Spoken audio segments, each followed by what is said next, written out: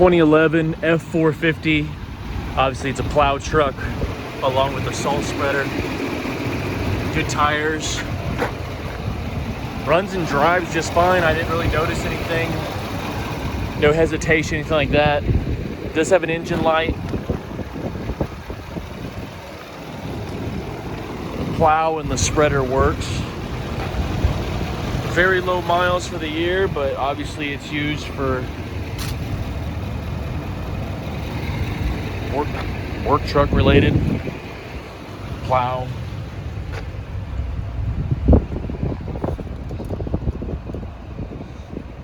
I can get rid of some of this info on here to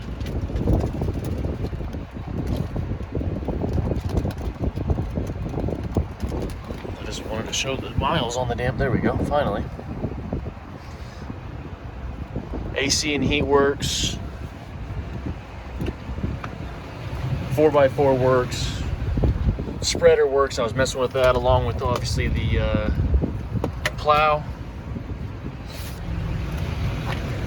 I do not have a key to these. I was trying to get that open.